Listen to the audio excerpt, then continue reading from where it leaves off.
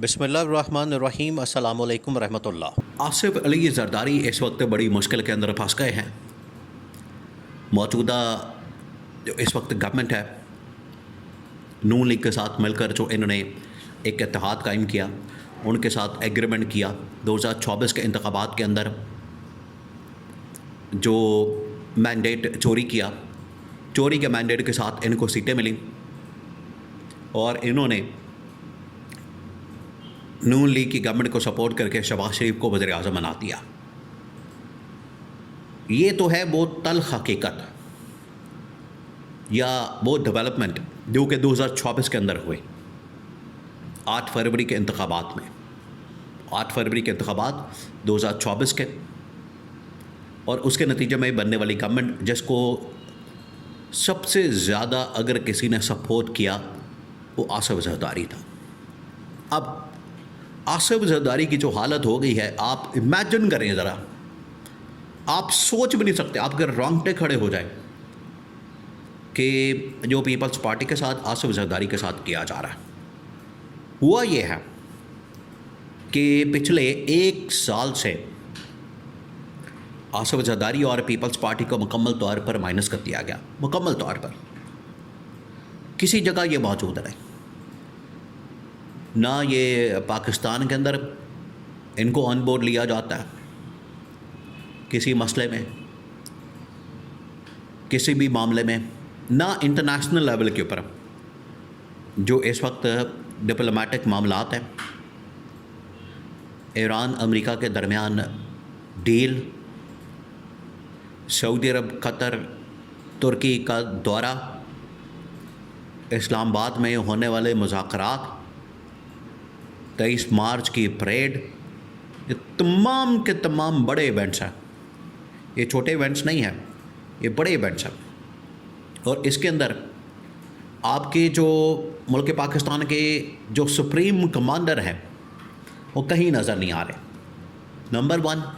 Number 2, अब आसिफ अली जरदारी को इस चीज़ का एहसास हो गया, उन्हें अब ये पार्टी के अंदर से बातें सामने आई हैं, मिली हैं, और उन्हें इस चीज़ का बड़ा गम है, उन्हें बड़ा मसला है, उन्हें बड़ी तकलीफ़ है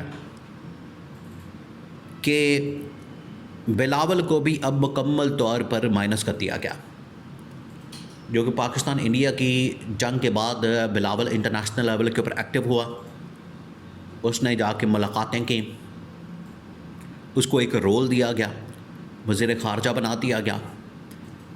आसिफ जरदारी को ये कहा गया है कि इस मरतबा बिलावल को कम से कम वज़ीर ख़ारजा तो बना देते या कुछ मिनिस्ट्रियाँ तो ले लेते, ताकि आप भी आज पूरी इंटरनेशनल जो डेवलपमेंट हो रही है उसमें रेलेवेंट होते।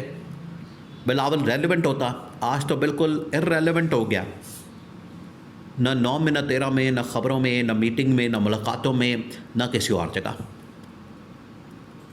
तो पीपल्स पार्टी के अंदर ये कहा गया है कि आसिफ जरदारी साहब, आपने बहुत बड़ी गलती की, बहुत बड़ी। आपने इनको बिल्कुल बग़ैर किसी वजह के, बग़ैर किसी डिमांड के, बग़ैर किसी शर्त के नून लीग को सपोर्ट किया, शहबाज शरीफ की गवर्नमेंट तो बनवा दी, लेकिन उसमें से निकला क्या? आज हालत यह है कि आज पीपल्स पार्टी को, बिलावल को, आसिफ जरदारी को, उनकी लीडरशिप को, तमाम की तमाम जो इस वक्त डेवलपमेंट है, आप ज़रा इमेजिन करें, इंटरनेशनल जो दौरा होता है सऊदी अरब का, कतर का, तुर्की का, वो कौन करता है? शहबाज शरीफ अकेला जाता है, अकेले वापस आता है।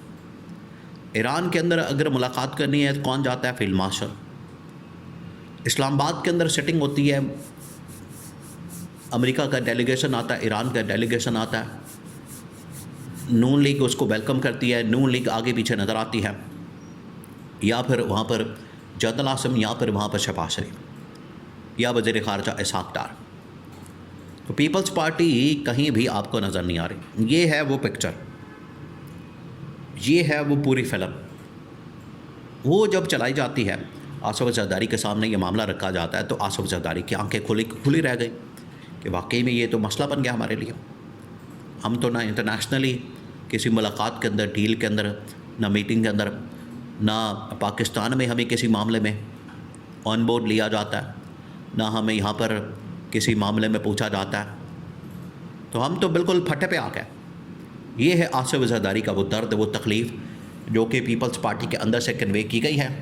और आसिफ जरदारी ने ख़ुद भी इस बात को महसूस किया जब लास्ट टाइम ये जो 23 मार्च का मौका आया, 23 मार्च के मौके पर सदर को बाकायदा परेड के अंदर बुला के गार्ड ऑफ ऑनर, सलामी, ये तमाम चीज़ें की जाती हैं, लेकिन इस बार जरदारी को लिफ्ट ही नहीं कराई गई, जरदारी को पूछा ही नहीं गया, ना परेड का इंतज़ाम, ना किसी और जगह पर GHQ के अंदर बुलाया गया। अब उसको समझ आई है कि हमारे साथ कितना बड़ा धोखा किया जा रहा है। नून लीग, शहबाज शरीफ, देखिए शहबाज शरीफ ने, आप ज़रा 2 मिनट के लिए सोचें, शहबाज शरीफ ने तो अपने भाई को नहीं बख्शा। शहबाज शरीफ नवाज़ शरीफ को असल में लाया था पाकिस्तान में कि पाकिस्तान आए, नवाज़ शरीफ को हम मैदान में उतारें, इसका वोट बैंक एक्टिव करें, वोट हासिल करें, और नवाज़ शरीफ को वज़ीर आज़म बनाने का ख्वाब दिखाया जाए, सब्ज़ बाग दिखाया जाए, और शहबाज शरीफ खुद वज़ीर आज़म बन गया वोट हासिल करने के बाद। ये थी वो चाल, ये था वो धोखा जो कि शहबाज शरीफ ने अपने भाई नवाज़ शरीफ के साथ किया। तो शहबाज शरीफ ने अगर अपने भाई को नहीं बख्शा, उसके वोट हासिल कर लिए, उसकी सियासत के ऊपर कब्ज़ा कर लिया, उसकी पार्टी के ऊपर कब्ज़ा कर लिया, उसकी वजारत उस्मा के ऊपर कब्ज़ा कर लिया, तो आसिफ जरदारी को कैसे वो छोड़ सकता है? आसिफ जरदारी को भी उसने मुकम्मल तौर पर पाकिस्तान के अंदर भी और इंटरनेशनल लेवल के ऊपर भी जो डेवलपमेंट्स हैं उनमें से मुकम्मल तौर पर माइनस कर दिया। ये किया गया। तो इसमें आप ज़रा इमेजिन करें कि इस वक्त पीपल्स पार्टी के अंदर कितनी दर्द और तकलीफ़ पाई जाती है, इस लिहाज से कि हर तरह से सपोर्ट किया, लेकिन निकला क्या? मैं की प्यार विचों खटिया। और ऊपर से जो 2.5 साल का टेन्योर मुकम्मल होने के बाद पीपल्स पार्टी को गवर्नमेंट मिलनी थी, वो वाला जो वादा था, वो वादा भी उससे भी मुकर गए। वो वादा भी इन लोगों ने पूरा नहीं करना, शहबाज शरीफ ने।